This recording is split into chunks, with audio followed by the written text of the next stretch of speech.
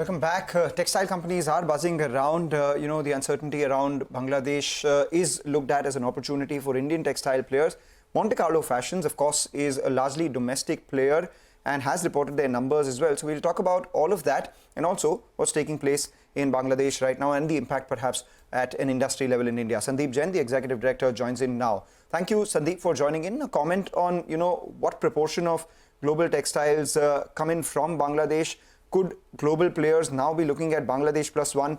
Is this a positive for Indian makers? If you could give us a sense of how trade is between the two nations. Yeah, there is a positive and there is a negative also, because we also export a lot of cotton yarn and cotton fabrics to Bangladesh that might get impacted. But at the same time, we also import, some of the brands import garments from Bangladesh. But yes, because other countries, when they look at Bangladesh, they will definitely look for Bangladesh plus one country, and India is the only alternative which can, substitute Bangladesh in garments.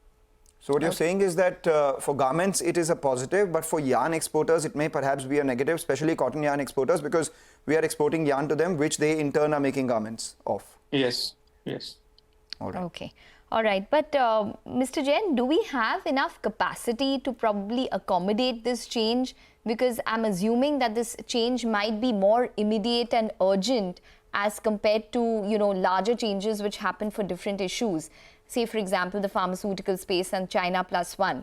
But do you anticipate that India can fulfill that kind of capacity demand, say, on an immediate basis? Near term, yes, but not for a longer period of time, because right now there is a little bit of slowdown in India as far as garmenting is concerned. So near term, they can definitely take orders. But to substitute Bangladesh, at a larger extent, it's not possible as far as Indian garment manufacturers are concerned. But why do you say that? What is the key reason or the difference between the two markets that it's difficult to substitute Bangladesh's textile production in India? See, firstly, I think the production base is much larger in Bangladesh as compared to India, and they are also, I think, the second largest exporter of garments to the world. So we need to build the capacities to fulfill all the demands. All right, take that point. Thank you so much for giving us an industry perspective. Let's talk about your own numbers itself. The first quarter typically seasonally weak for you as well, because there's a lot of inventory correction that takes place. But basis what you've seen in the second quarter and your outlook for this year, what can you guide us in terms of revenue growth? And also if you could give us a sense of how, some of your new verticals are performing: footwear, kidswear, and the brand like Rocket, which was about 4% of your sales. Yeah, the second quarter has begun well. July sales have been better as compared to last year. Even August has begun well. So we are very positive going forward in Q2 and Q3. And we see a flat to, a single-digit growth as discretionary spending is, still not happening. And as far as our new brands are concerned, like the Rocket, it's definitely picking up and performing well as compared to last year. And also the kidswear is performing. And we also have home textiles, which also is growing double digit, even in this financial year also. Okay.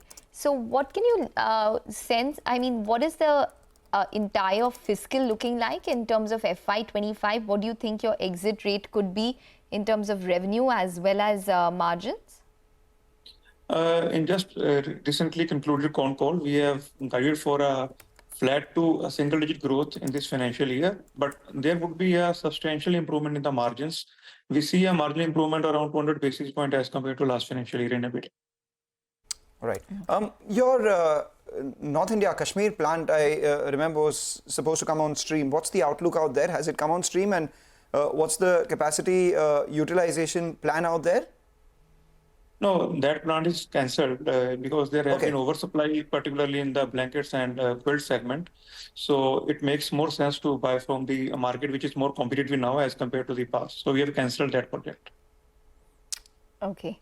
In terms of segments, since you are, just guiding for around a flat to single-digit growth in FY25, which is the segment which is probably going to pull you down the most? Because if you see your year-on-year performance, your cotton segment has grown, but woolen as well as home textiles has reduced. Kids has done well, but what would be the key growth driver for you for the entire fiscal, and what would probably be the one which would, you anticipate being sluggish?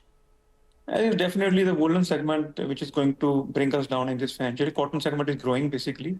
As last year, there have been a lot of inventory correction which happened at the retail level also. So we are, cautious not to make much inventory in winter wear. So that is why we are projecting a flat sales this year. But we may revise our guidance in Q2 once we see the season going ahead, and we may revise it after the second quarter two phone call. Good, you clarified on the Kashmir issue. Now, if you could give us a sense of if you are, doing any sort of major capex in the next couple of years, and also, number of inventory days. If you could give us a sense on working capital days as well, because you're consciously working on reducing the inventory that is there in your books. The Kashmir project has already been cancelled as Yes. because there have been some oversupply. And as far as inventory days are concerned, it's around 130, 140 days. And also the working capital will remain same as last financial year, because we are in a business where we have to supply, almost 50% of our goods in August, September, and October. So we have to build the inventory before we make a supply. All right, cool. Take that point. Thank you so much, Sandeep, for joining in. A quick, update on your results and a whole host of other industry-related issues as well. Always a pleasure speaking with you. Take a short break, come back, focus on the markets and a lot of individual stocks.